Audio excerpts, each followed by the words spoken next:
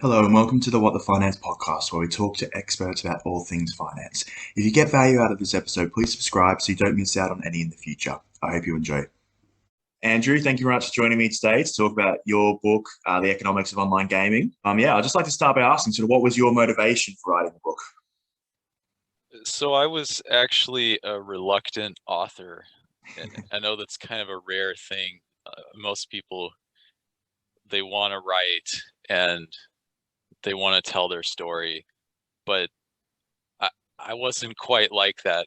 This whole thing started when I was a sophomore in college, and I was explaining to my classmates why I chose to study economics and why I was pretty good at economics and why economics excited me so much. And they said, you need to write this down. You need to tell other people the story so that they can get excited about economics and they can feel more comfortable with it. And it actually took a little bit of convincing, but I realized that they were right. So I started writing it. And the first draft was not very good, but I wanted to see what other people thought. So I found a professor who didn't know me, and I went to his office and I said, I've written this paper and I want to get your perspective on the way I did the economics in this. And he said, oh, sure, I'll read it, not a problem. And the thing I gave him was like 120 pages, and he told me I was insane. but he actually agreed to read it. So I guess kudos to that professor for keeping his word. And then when he gave it back to me, he said, never make anyone read this whole thing ever again. So that was my first review of the book, and I feel like that should be on the back cover. Never make anyone read this ever again. But that was his comment, and he recommended that I take one chapter out of the book and use it as an academic paper. So I did that, and I guess the short version is the university liked the paper so much that they offered to pay for me to go to graduate school. So the story that I didn't want to tell, that I didn't think had any value, turned out to be pretty valuable. And I just kept working on it over the last 10 or 12 years, and finally found a publisher. And that's kind of how the book came to be. It was not necessarily something that I wanted to do initially, but people kept convincing me that it had value. And then once I started, I just had to finish. And that's that's just the way it goes, I suppose. Yeah, that's quite interesting how you said that you just kept sharing the story and everyone's like, oh, people were actually learning from that. They'll get gaining value from it, as you said. Yeah, and like I said, the first time I shared the story and told people this is the way that I look at economics and this is how I learned economics, and people would say, well, I would also like economics if I learned it that way. So you need to tell people that this subject is actually very interesting if you put it in the right context. So that became my motivation later, was to really be helpful to people who struggle with the subject or people who think that it's boring. It doesn't have to be boring.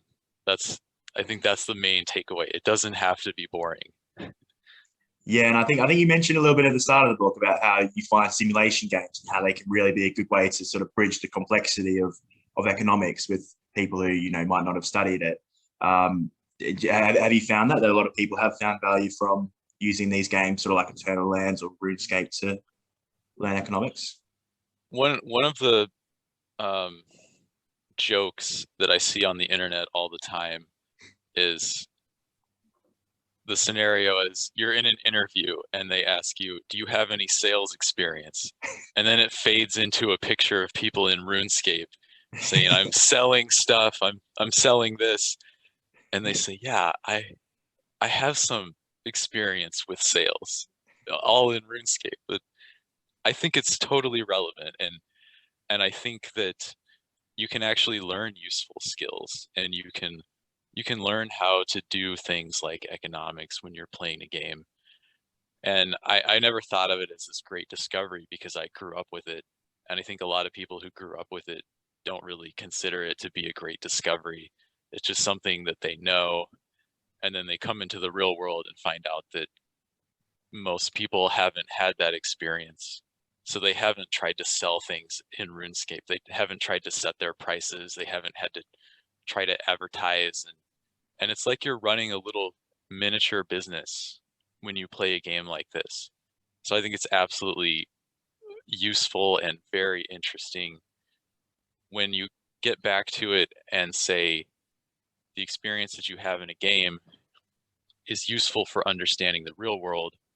And especially the discovery that I had was the economic ideas that are taking place inside of a game are directly translatable to the real world.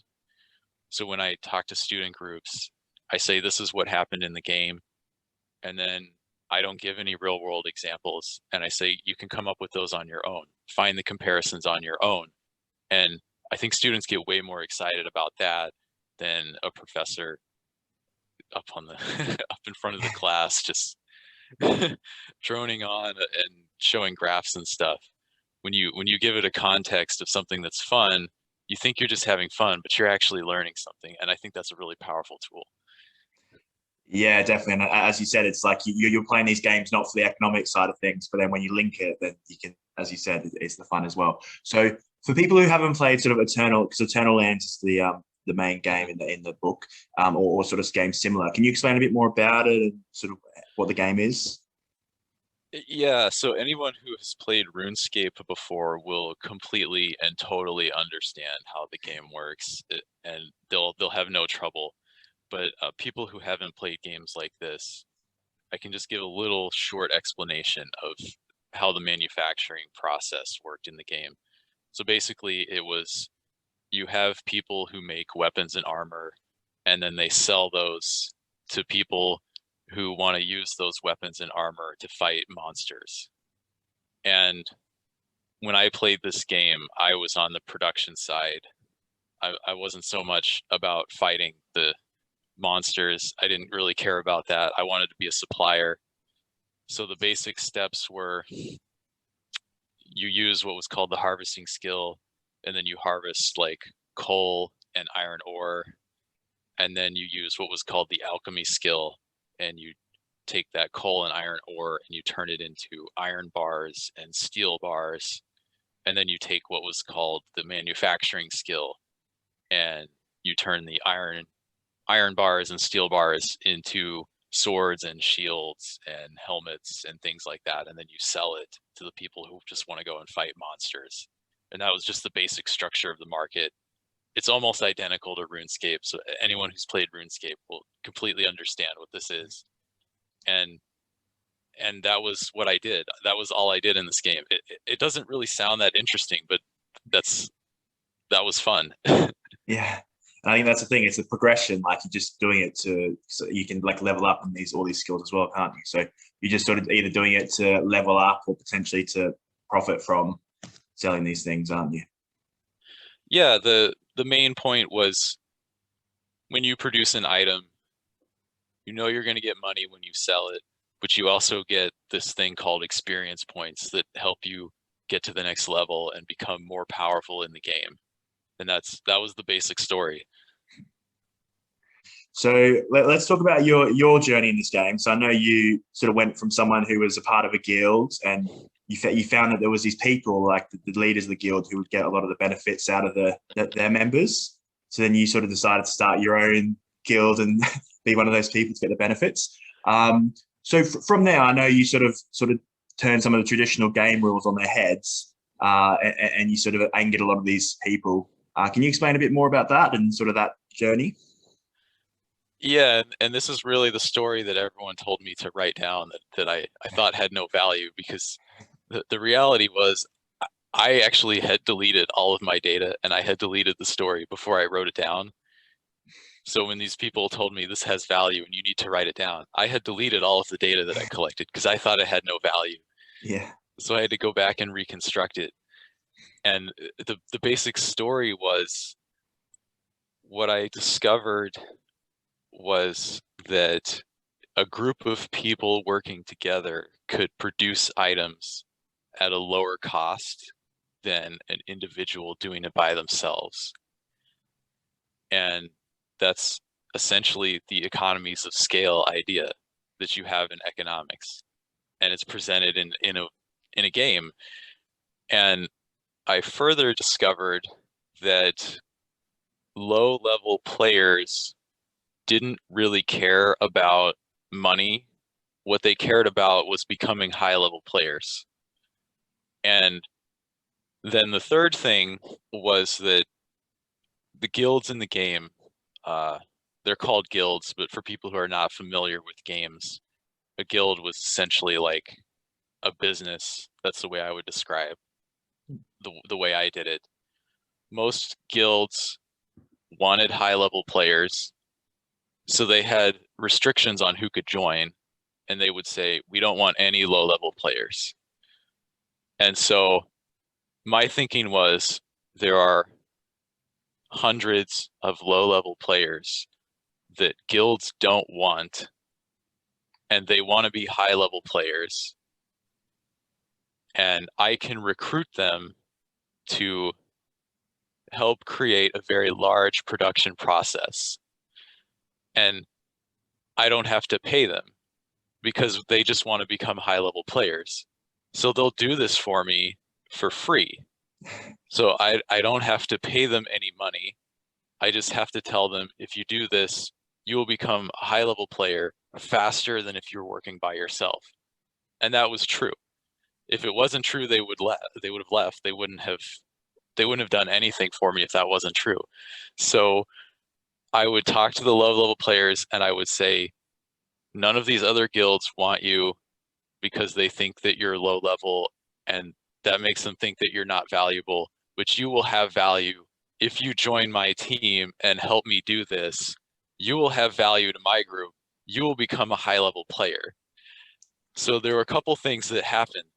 The first thing that happened was all of the low-level players joined my team, which meant that when they become high-level players, no other guild is going to take them away from me, because I was willing to talk to them when no one else would. So now they're high-level players. All these other guilds don't have any place to recruit from because they don't want the low-level players, and I'm basically sweeping them from underneath everyone else. So my team became really, really big really quickly. The other thing was my costs were lower than everybody else. And I guess I need to explain a little bit about the way my guild was viewed before I go into the rest of the story. There was a little bit of a scandal early on that I won't really get into, but the result was the guild had a bad reputation, and I decided that this bad reputation also had value, and I was going to play the villain in the game. And when you decide to play the villain, there's a lot of freedom that you don't get when you try to play the hero and you try to do everything honorably and you try to do everything the right way. To be the villain meant that I could make people angry and then play the part of someone who's proud of making people angry. So yeah, I realized that reputation had value, and actually a bad reputation had value. So I guess to kind of explain a little bit, there was a scandal early on in the guild's history, and I won't go into what happened, but the short version is that my guild was forever tainted with a bad reputation. And I thought, maybe I'll play as the villain. Maybe you don't have to be the good guy when you play a game like this. And what I realized was that playing as the villain freed up the creativity about different ways you can play a game like this. Because if you play as the good guy, you really limit yourself to, I have to behave honorably, I have to have people like me, I have to do things in a certain way. But if you play as the villain, you can make your own rules a little bit. You can say, I'm going to betray this person, or I'm going to make these people angry, or I'm going to do this thing in a way that no one else could think of because they have their own limitations.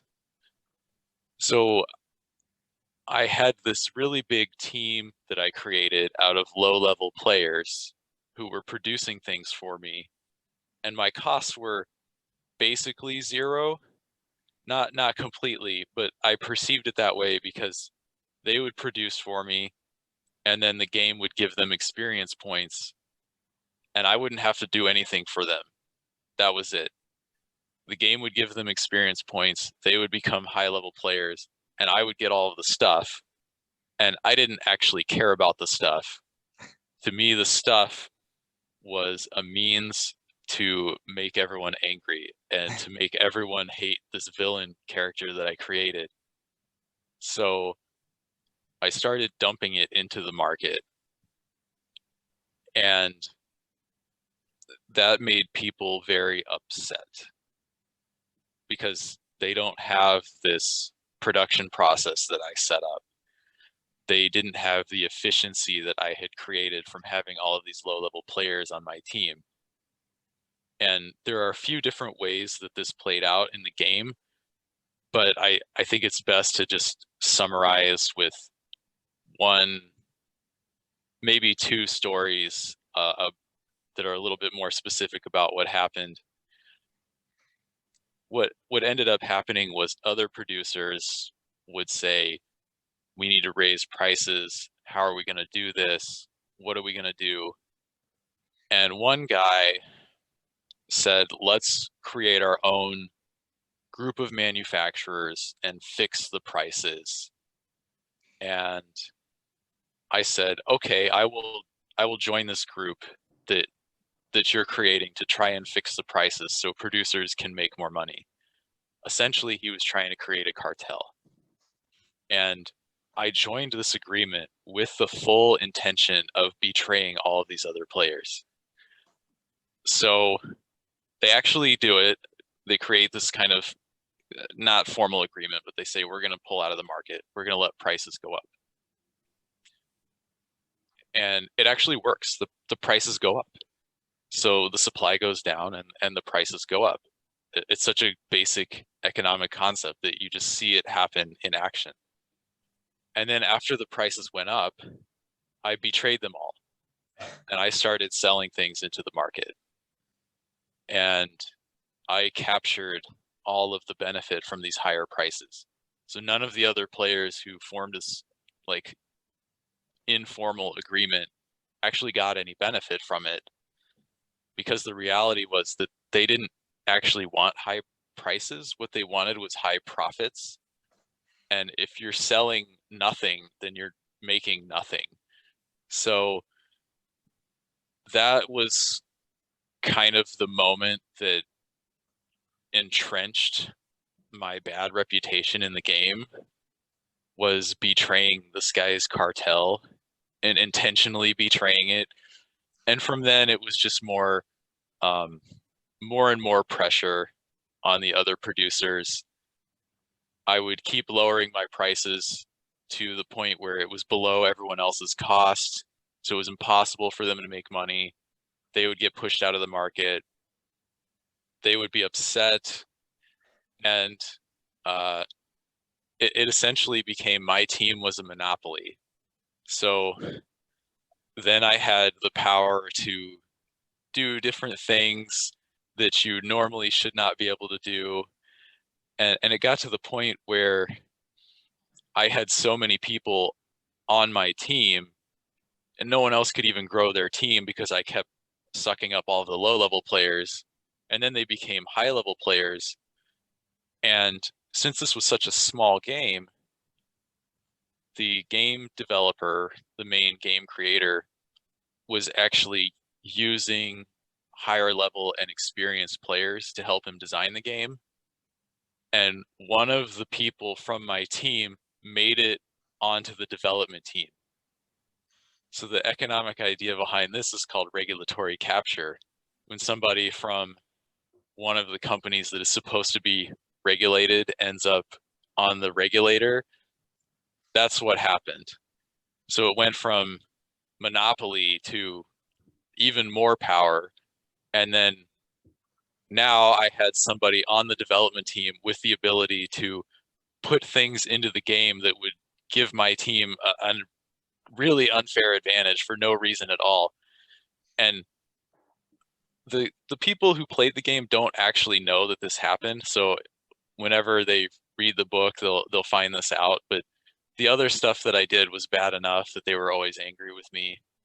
When I decided to quit, I wrote a 3-page summary detailing every decision that I made and why I was better than all of the, I guess, good guy players. And I really played up this villain aspect as much as I could. And then I never thought about it again until I went to college and people told me to write it down. So it's, I started to realize it's actually a pretty good story, I think. Yeah, it's pretty amazing just to think how you literally, as a teenager, took control of this whole game. And how big is it? Is it thousands of people or tens of thousands? Or I think at its peak, the game had 3,000 people. okay, And my guild size at its peak had probably about 300. okay, So it was maybe 10% of the game, but a much, much larger percentage of the manufacturing in the game. I can't, I have no idea because I deleted all of my data. I don't know the numbers, yeah, but I do know that we put a lot of people out of business and we made a lot of people very upset. And I was very happy with the way that I played the character of the villain. And I think it also confuses people who don't really play games. And they say, how can you be a nice person in the real world and play the villain in a game? But when you play the game, it's an opportunity to experiment with different perspectives and maybe be a different character. The way I explain it is most people have heard of Game of Thrones, maybe seen some of them. And the character Joffrey, like everyone hates the character, but the actor is a really nice guy. So I think that if you think about it that way, it's maybe not as bad. I saw it as playing a character, not as like me being myself. yeah. And I think it's a way for you. Obviously, there's less consequences than in the real world, aren't there? So it's a way for you to play this character, and there's sort of really not many consequences at all. Yeah, there were basically no real world consequences until I got grad school paid for, and then I thought, okay, this is kind of neat. That pays to be the bad guy. Yeah. No, okay. So now, if we link this to your sort of investing career, because I know you're a bit of an investor now. So how would you say this experience has sort of helped you with your own thoughts on investing in general? So the biggest benefit for me is really understanding how different markets are connected to each other. I think that was really the biggest lesson that came out of this game that I use all the time when I'm looking at investment markets. So in the game, the example that I like to use to explain how markets are connected is a very simple example that's pretty easy for people to follow. You had an iron shield and you had a steel shield. And the steel shield was obviously better. It was more expensive. When I decided how to price the steel shields that I was selling, when I lowered the price of the steel shields, people didn't buy as many iron shields. And so those two markets are connected. And the way that they're connected is that these two items are substitutes for each other. That kind of concept is useful in markets all the time. So you think about which products are substitutes for other products, which products do people buy together. If there's a change in one market, how does that affect the market they supply. So for example, right now, the big talk is all about lumber prices going crazy, and the price of lumber goes up. So the cost of building a house will go up. Very simple connections like that. There are a few more complicated ones in the markets, but I am thinking about that type of connection all the time, and it is completely relevant. And I learned this by playing a video game.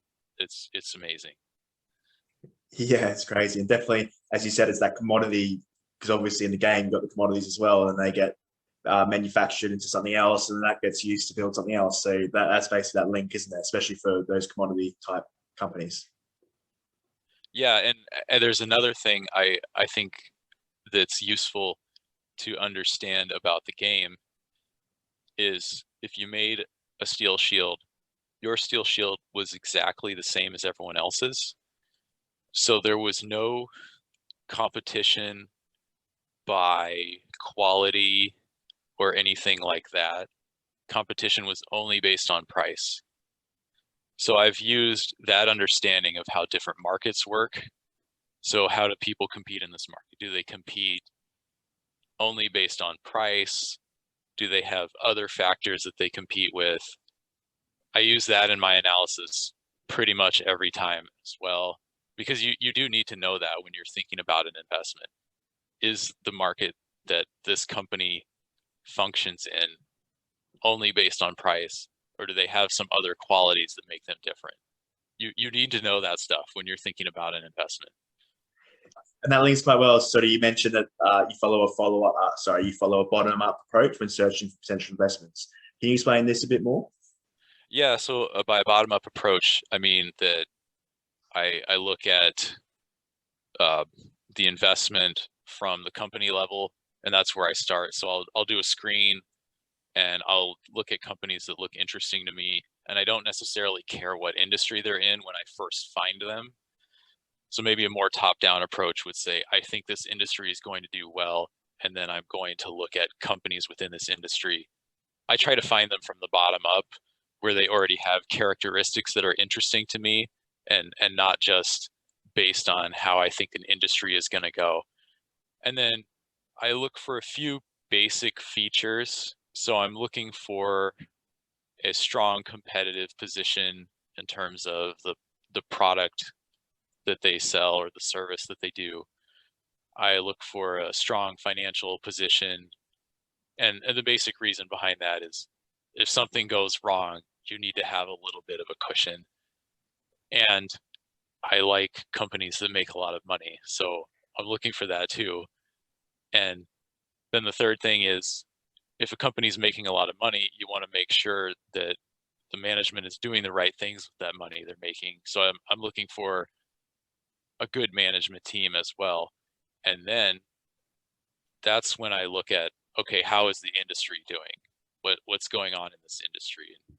And kind of where is this company in this industry? Is it a dying industry and the company is really successful, or is it a growing industry and the company is just going to benefit from this big wave that's happening?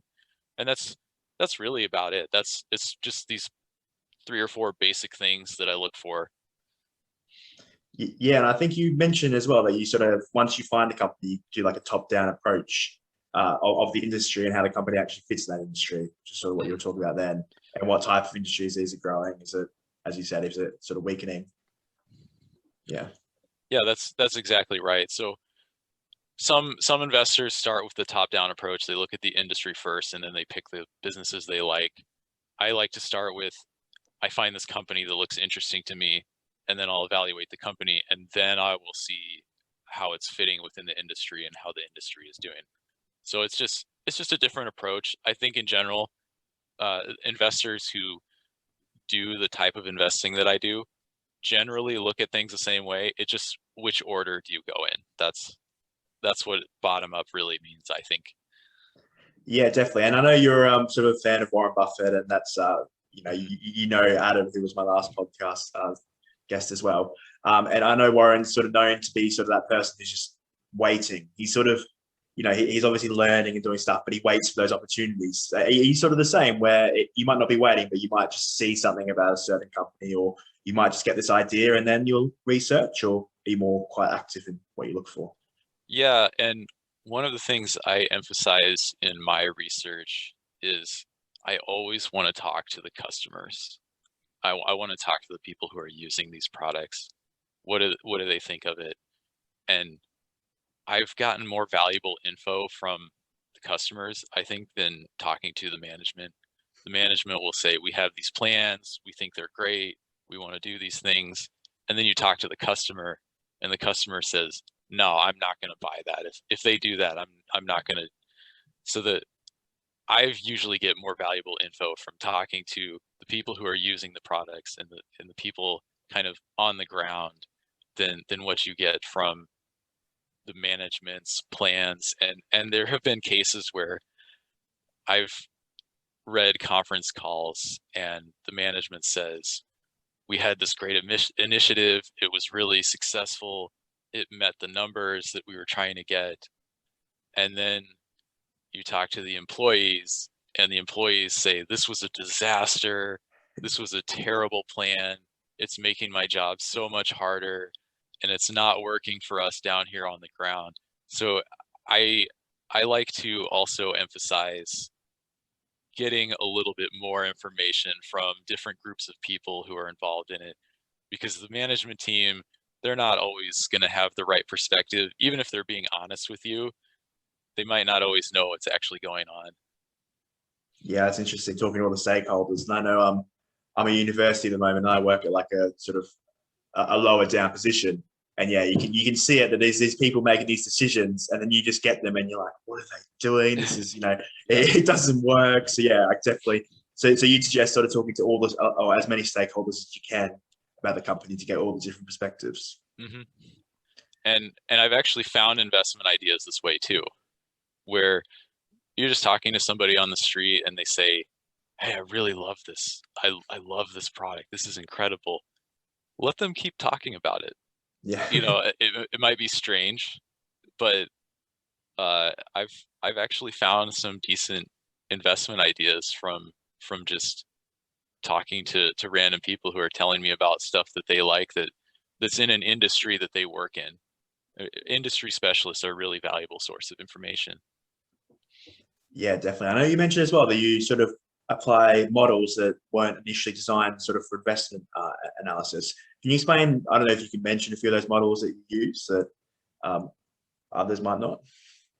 It's kind of hard to articulate that specifically, because what I just do is I absorb ideas.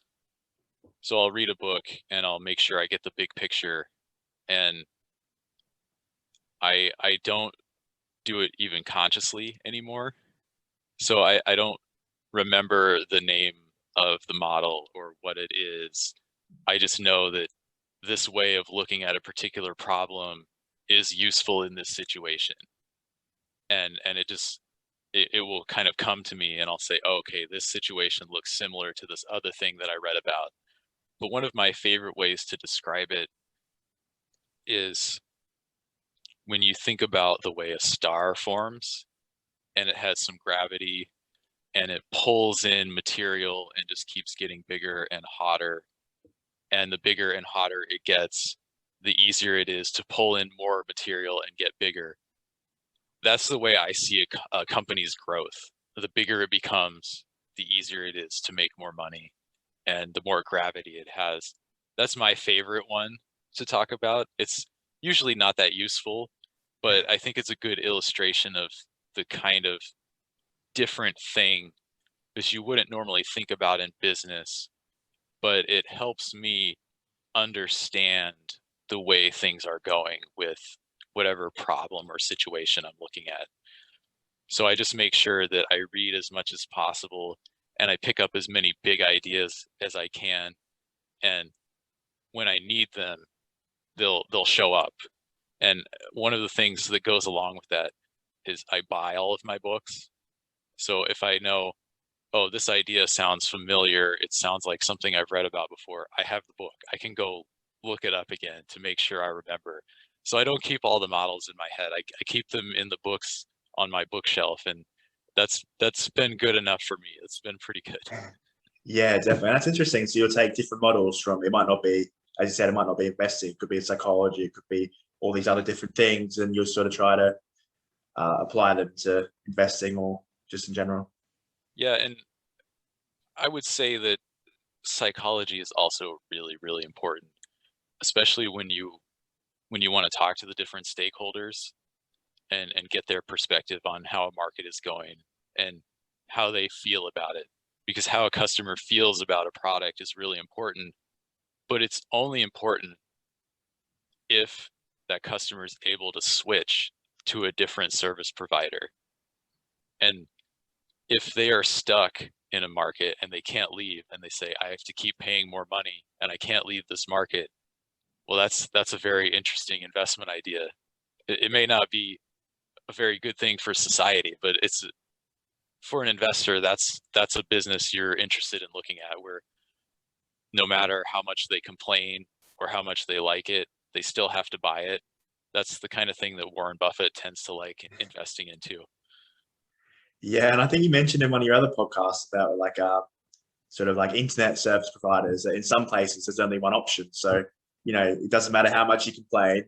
We don't have the Elon Musk's sort of thing from space yet, but so there's just no other options. You have to pay for it. I will say that I won't say who my internet service provider is, but I'm feeling that pain as a customer right now, where the service is not quite up to the standard that I would like, but I can't switch because I don't have any other options. It absolutely happens. Yeah, definitely. I'm sure that happens in many industries as well. So I'm going to go on to the last question. So we'll go back to your book. So when you look at it, what is sort of one message you'd like people to take away from the book? There are a lot of different messages when it comes to economics. I think I would like for people to be more conscious of and aware of the regulatory capture issue that happens. It's one of those things that's often really hidden, but that takes a lot of time and effort to do. So I think at a basic level, what I would really like is for people who read my book and they have a big project that they're working on and they feel like maybe they're not going to get it done or they can't finish it. I would really hope that they read my story of writing the book and the work that I had to do to get it finished, and maybe feel a little bit more inspired that they could finish the big project that they have to do, or make the life change that they're looking to make.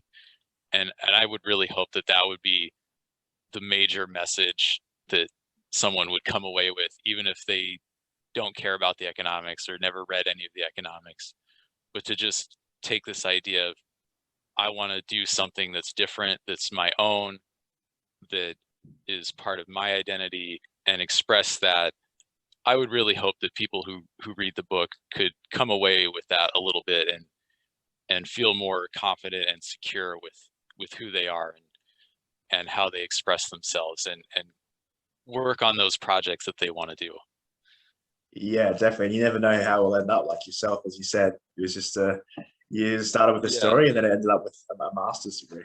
It had no value to me, but maybe it does. Yeah, exactly. You never know. All right. So I know that people can get the book online at Amazon. If anyone wanted to get in contact with you or were interested in learning more, where would they go for that? The best place to contact me is on LinkedIn, and I accept all LinkedIn offers. So don't worry about bothering me. I will accept your LinkedIn connection, and I'm willing to chat with anybody who wants to chat if it's about the book. I can't talk about investing as much as I would like, but and if there are students who are watching your podcast, I'd love to chat about the industry too, if you have questions about that. And Yeah, my LinkedIn is I think it's AT Wagner, but if you search for the title of my book, you should be able to find me on LinkedIn too. Yeah, cool. I'll put it in the description as well. So Oh, that sounds great. no stress about that. So Andrew, thank you very much for joining me today to talk about your book. Oh, thank you.